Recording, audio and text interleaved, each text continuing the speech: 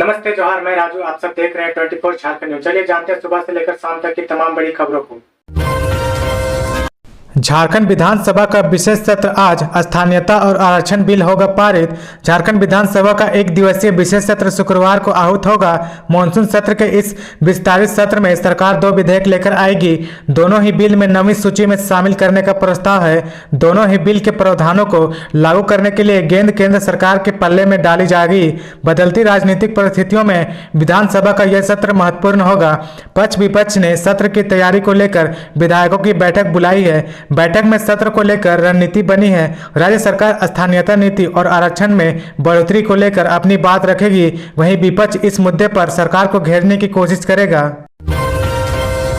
ED के शिकंजे के बीच मुख्यमंत्री हेमंत सोरेन की बड़ी तैयारी। 2 सुधारों को बनाएगी सियासी हथियार। अवैध खनन मामले में झारखंड के मुख्यमंत्री हेमंत सोरेन जांच एजेंसियों के निशाने पर है। ईडी के शिकंजा कसने के बाद अब झारखंड के मुख्यमंत्री एक और सियासी दांव चल सकते हैं। शुक्रवार को विधानसभा के विशेष सत्र में 2 विधेयक पास होने की उम्मीद है। इनका वादा हेमंत सोरेन की पार्टी ने 2019 में ही विधानसभा चुनाव से पहले ही किया था। पहला बिल होगा 1932 के लैंड रिकॉर्ड का इस्तेमाल करके यहाँ के स्थानीय लोगों की पहचान करना, और दूसरे में शिक्षा और रोजगार में ओबीसी कोटा में बढ़ाकर 14 से 27% करना शामिल होगा। कलकत्ता हाईकोर्ट ने झारखंड के 3 विधायक को दी जमानत। आज विधानसभा के विशेष सत्र में हो सकते हैं शामिल। कोलकाता केस कांड में फंसे झारखंड के 3 विधायक डॉक्टर इरफान अंसारी, नमन बिक्सल कोंगाड़ी और राजेश कच्छाप को कोलकाता हाईकोर्ट से कुछ शर्तों के साथ जमानत मिल गई है। इसके साथ ही कोलकाता में रहने की इनकी बाध्यता अब खत्म हो गई है। अब तीनों विधायक झारखंड लौट सकते हैं। संभावना है कि तीनों विधायक शुक्रवार को 11 नवंबर 2022 को रांची पहुंचकर झारखंड विधानसभा के विशेष सत्र में भाग ले सकते हैं। न्यायाधीश जयमाल्य बागची एवं न्यायाधीश अजय कुमार गुप्ता की खंडपीठ ने तीनों विधायक की जमानत याचिका मंजूर करते हुए इन्हें झारखंड जाने की अनुमति दे दी है। विधायकों के अधिवक्ता अयन भट्टाचार्य ने बताया कि इससे पहले हाईकोर्ट के 17 अगस्त को उनके मुकबिलों को 3 महीने के लिए अंतरिम जमानत दी थी। अब जमानत मिल गई है। अब उनके मुकबिल झारखंड लौट सकते हैं। रिसर्च के लिए 15 लाख का लोन और प्रतियोगी परीक्षाओं के लिए फ्री कोचिंग की सुविधा देगी हेमंत सरकार। झारखंड सरकार ने युवाओं के लिए पढ़ाई, परीक्षण व रोजगार से जुड़ी 4 योजनाओं का मोहर लगाई है। मुख्यमंत्री हेमंत सोरेन की अध्यक्षता में गुरुवार की हुई कैबिनेट की बैठक में इन्हें मंजूरी दी गई है। मुख्यमंत्री सारथी योजना, मुख्यमंत्री शिक्षा प्रोत्साहन योजना, एकलव्य प्रशिक्षण योजना और गुरुजी स्टूडेंट क्रेडिट कार्ड के नाम से इन 4 योजनाओं को 15 नवंबर को राज्य स्थापना दिवस के मौके पर लॉन्च किया जाएगा। कैबिनेट में 34 प्रस्ताव की हरी झंडी दी गई है। बैठक के बाद कैबिनेट सचिव वंदना दादल ने बताया कि श्रम व कौशल विकास विभाग मुख्यमंत्री सारथी योजना का संचालन करेगा, जबकि अन्य संचालन उच्च व तकनीकी शिक्षा विभाग करेगा। श्रम सचिव प्रवीण टोपो ने बताया है कि सीएम सारथी योजना के प्रशिक्षण के अलावा रोजगार मिलने तक साल में 1000 से 1500 रुपये रोजगार प्रोत्साहन भत्ता दिया जाएगा। उच्च व तकनीकी शिक्षा सचिव राहुल पुरवार ने बताया कि प्रतियोगी परीक्षाओं की तैयारी और आगे की पढ़ाई के लिए प्रवेश परीक्षा की कोचिंग फ्री में व्यवस्था की जाएगी। रिम्स ने ईडी को सौंपा पंकज मिश्रा की गतिविधियों का सीसीटीवी फुटेज। रिम्स प्रशासन ने मनी लॉन्ड्रिंग मामले में गिरफ्तार पंकज मिश्रा का सीसीटीवी फुटेज प्रवर्तन निदेशालय को सौंप दिया गया है। करीब 1 महीने की मशक्कत और ईडी के टेक्निकल टीम के सहयोग से सीसीटीवी फुटेज को संग्रहित किया गया। रिम्स सूत्रों से मिली जानकारी के अनुसार पंकज मिश्रा के भर्ती रहने से चिन्हित स्थान का करीब 1 टीबी सीसीटीवी फुटेज ईडी को दिया गया। अब ईडी की टेक्निकल टीम सीसीटीवी फुटेज के आधार पर आकलन कर आगे की रणनीति बनाएगी। जानकारी के अनुसार पंकज मिश्रा के ट्रामा सेंटर और पेइंग वार्ड में भर्ती रहने के दौरान का फोटो ईडी को उपलब्ध कराया गया। गौरतलब है कि रिम्स में इलाजरत पंकज मिश्रा द्वारा मोबाइल फोन से कई वरिष्ठ पदाधिकारियों से बातचीत करने का मामला उजागर होने पर ईडी से संबंधित लोगों से बातचीत भी की है। लोकपाल ने अदालत में शिबू सोरेन की याचिका का किया विरोध। 28 को फिर होगी सुनवाई। लोकपाल ने झामुमो प्रमुख शिबू सोरेन द्वारा दिल्ली हाईकोर्ट में दायर एक याचिका का बृहस्पतिवार को विरोध किया, जिसमें भाजपा सांसद निशिकांत दुबे की शिकायत के आधार पर भ्रष्टाचार रोधी प्राधिकार द्वारा उनके खिलाफ शुरू की गई कार्रवाई को चुनौती दी गई है। लोकपाल ने कहा कि कार्रवाई कानून के अनुसार की जा रही है और शिकायत अभी भी निर्णय के लिए खुली है। लोकपाल ने अदालत में कहा कि उसे शून्य भ्रष्टाचार की नीति नीति के लिए भारत की प्रतिबद्धता के बाद सार्वजनिक पदाधिकारियों के खिलाफ भ्रष्टाचार के आरोपों पर गौर करने के लिए स्थापित किया गया है। लोकपाल का रुख श्री सोरेन की याचिका पर उनके द्वारा दायर एक जवाब पर आया है, जिसमें श्री दुबे की शिकायत के साथ उनके खिलाफ भ्रष्टाचार रोधी प्राधिकार की कार्रवाई पर सवाल उठाया गया है। धनबाद के SNMMCH की स्थिति खराब, इलाज की उम्मीद में पहुंचे मरीज की जेब कटवा देते हैं चिकित्सक। कोयलांचल का सबसे महत्वपूर्ण स्वास्थ्य केंद्र Shaheed Nirmal Mahato medical college and hospital जहां गरीब मरीजों के लिए वरदान है, वहीं अपने ही कुछ लोगों के कारण बदनाम भी होता है। आज की कड़ी में पढ़े रेफर व जांच के नाम पर परेशानी करने के खेल के संबंध में जानकारों का प्रत्यक्षदर्शियों के अनुसार कई चिकित्सक मेडिकल कॉलेजों अस्पताल की जाँच को मानने से इनकार कर बाहर निजी जांच केंद्रों में भेजने की जुगात लगाने के बाज नहीं आते, तो दूसरी ओर कई चिकित्सक बेहतर इलाज का झांसा देकर प्राइवेट अस्पताल व चिकित्सकों के पास मरीज को जाने के लिए तैयार कर देते हैं। हद तो यह है कि जब मरीज या उनके परिजन बात नहीं मानते तो उन्हें बेहतर इलाज के नाम पर रेफर कर दिया जाता है।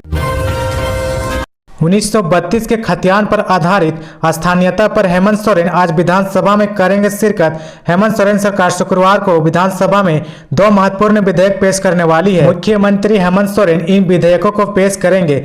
झारखंड स्थानीय व्यक्तियों की परिभाषा और परिणामी सामाजिक, सांस्कृतिक और अन्य लाभों को ऐसे स्थानीय व्यक्तियों तक विस्तारित करने के लिए विधेयक 2022 पहले विधेयक का नाम है। गौरतलब है कि झारखंड में स्थानीयता का मुद्दा जन भावनाओं से जुड़ा है। लंबे समय से इसकी मांग की जा रही है। झामुमो ने 2019 के विधानसभा चुनाव में इसे अपने मैनिफेस्टो में भी शामिल किया था। बोकारो के चास नगर निगम का चुनाव नए आरक्षण रोस्टर के तहत होगा। 16 वार्ड महिलाओं के लिए होंगे रिजर्व।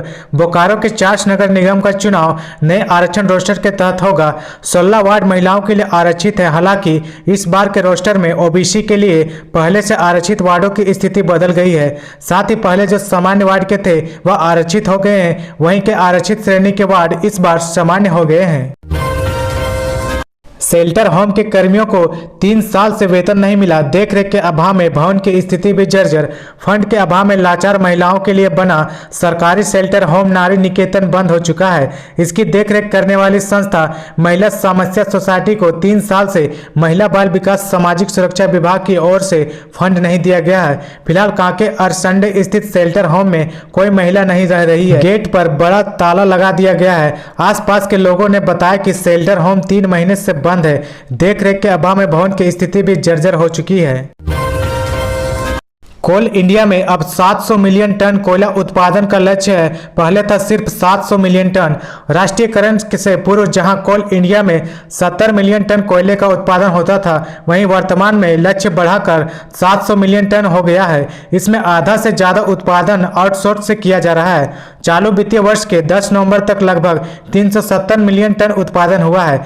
700 मिलियन टन के लक्ष्य को प्राप्त करने के लिए शेष बचे 142 दिन में 330 मिलियन टन उत्पादन करना होगा। वहीं आगामी 2025 तक कोल इंडिया को उत्पादन लक्ष्य 1 बिलियन टन रखा गया है। इसके लिए 20,000 हेक्टेयर अतिरिक्त भूमि की आवश्यकता पड़ेगी।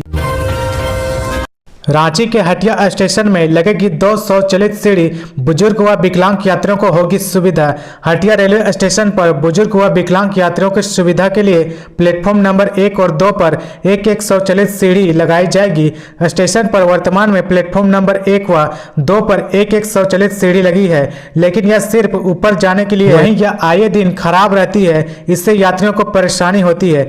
DRM प्रदीप गुप्ता ने कहा कि 2 स्वचालित सीढ़ी लगाने की अनुमति दक्षिण पूर्व रेलवे मुख्यालय से मिल गई है। जल्द ही इसे लगाने का कार्य शुरू होगा। वहीं पहले से लगी 2 स्वचालित सीढ़ियों को भी दुरुस्त किया जाएगा। उन्होंने कहा कि मुरी व लोहरदगा स्टेशन में जल्द ही लिफ्ट लगाई जाएगी। रांची के लालपुर सब्जी मार्केट का 15 नवंबर को सीएम हेमंत सोरेन करेंगे उद्घाटन। लालपुर वेजिटेबल मार्केट का उद्घाटन 15 नवंबर को सीएम हेमंत सोरेन करेंगे। इसके साथ ही यहां दुकानदारों को चबूतरा आवंटित कराने की प्रक्रिया शुरू कर दी जाएगी। इसे देखते हुए रांची नगर निगम ने लालपुर कोकर मार्ग के फुटपाथ दुकानदारों को निगम में आवेदन जमा करने का निर्देश दिया है। जारी आदेश में निगम ने शर्तें भी रखी है कि आवेदन केवल वैसे दुकानदार ही कर सकते हैं जिनके नाम वर्ष 2016 के फुटपाथ दुकानदारों की सूची में है। वर्ष 2016 के सर्वे में जिनके नाम सूची में नहीं है वह निगम में आवेदन नहीं कर सकते हैं। बर्खास्त किए जाने से खफा होकर सीआरपीएफ के जवान राइफल लेकर भागा, बोला पूरी बटालियन पर पड़ूंगा भारी। आदित्यपुर पॉलिटेक्निक कॉलेज परिसर स्थित सीआरपीएफ 157 बटालियन के आर्म्स रूम से 2 लोडेड इंसाइंस राइफल चोरी हो गया। अधिकारियों की कार्रवाई से नाराज रोहित सिंह नामक जवान दोनों राइफल लेकर फरार हो गया। वह बुधवार को कुछ अन्य लोगों के साथ कैंप के पीछे के रास्ते से घुसा और कुछ परिचित जवानों के सहयोग से आर्म्स रूम में दाखिल होकर दोनों राइफल लेकर फरार हो गया। आपकी योजना आपकी सरकार आपके द्वार कार्यक्रम में डीसी माधवी मिश्रा बोली, जागरूक होकर उठाएं सरकारी योजनाओं का लाभ। रामगढ़ जिले के मांडू प्रखंड अंतर्गत लइयो उत्तरी पंचायत के लोगू बाबा फुटबॉल मैदान में आपकी योजना आपकी सरकार आपके द्वार कार्यक्रम का आयोजन किया गया। समारोह में संबोधित करते हुए डीसी माधवी मिश्रा ने कहा कि सरकार जनता को सुविधा पहुंचाने के लिए सरकार आपके द्वार कार्यक्रम लेकर आई है, ताकि सरकार की विभिन्न महत्वाकांक्षी योजनाओं की जानकारी लोगों तक पहुंच सके। लोग जानकारी के अभाव में सरकार की कई महत्वाकांक्षी योजनाओं का लाभ नहीं ले पाते हैं। सरकार ने प्रचार प्रसार कर हर व्यक्ति तक लाभ पहुंचाने का संकल्प किया है। आज सदन में स्थानीयता विधेयक पेश करेगी हेमंत सरकार, क्या बन पाएगा इतिहास? झारखंड सरकार शुक्रवार को 2 बड़े फैसले लेने की तैयारी में है। सरकार ने 2 बड़ी घोषणाएं की है। पहला 1932 के खतियान पर आधारित स्थानीयता नीति को लागू कर और दूसरा पिछड़ों को 27% आरक्षण पर कानून का है। इन दोनों से जुड़ा बिल शुक्रवार को विधानसभा के विस्तारित सत्र में पेश किया जाएगा। इसे लेकर विधानसभा के मानसून सत्र को विस्तारित करते हुए 11 नवंबर को एक दिन सत्र आहूत किया गया है। गौरतलब कि हेमंत सरकार ने 14 सितंबर को स्थानीयता विधेयक को कैबिनेट में मंजूरी दी थी। बीते काफी समय से झारखंड में इसकी मांग चल रही है। सत्तारूढ़ झामुमो ने अपने चुनावी घोषणा पत्र में भी इसका वादा किया था। देखना होगा कि क्या वह वादा पूरा कर पाते हैं।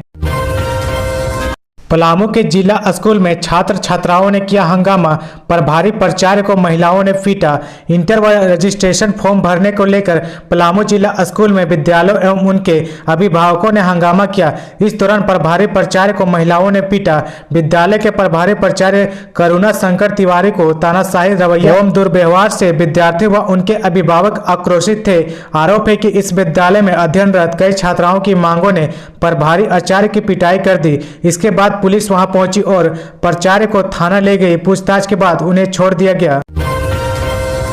उत्तर भारत में बर्फबारी के कारण कल के बाद से बढ़ेगी कनकनी। शहर के न्यूनतम तापमान में लगातार उतार चढ़ाव हो रहा है। शुक्रवार को न्यूनतम तापमान 17 डिग्री सेल्सियस व अधिकतम तापमान 30 डिग्री सेल्सियस रहा। सुबह और शाम में कोहरा देखा गया। मौसम विभाग के वैज्ञानिक डॉक्टर अभिषेक आनंद ने बताया कि अगले कुछ दिनों में शहर के मानसून तापमान में गिरावट आएगी। उत्तर पूर्वी मानसून अभी दक्षिण भारत में सक्रिय रहने के कारण झारखंड में अभी भी आंशिक रूप से बादल छाए रहे।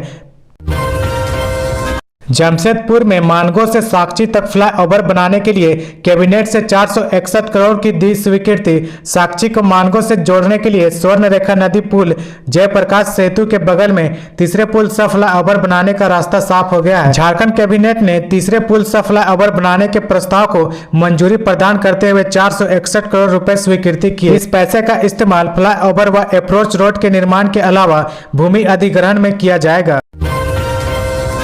ओबीसी आरक्षण हटने से 53 में से 40 वार्ड हुए सामान्य, 11 एसटी और 2 सीट एससी के हैं। रांची नगर निगम चुनाव की तैयारी तेज हो गई है। जिला प्रशासन ने आरक्षण रोस्टर राज्य निर्वाचन आयोग को भेज दिया है। 1-2 दिनों में रोस्टर जारी कर दिया जाएगा। नए रोस्टर के अनुसार रांची नगर निगम क्षेत्र के 53 वार्डों में 26 वार्ड महिलाओं के लिए आरक्षित किए गए। इनमें 20 वार्ड में सामान्य जाति की महिलाएं चुनाव लड़ेगी।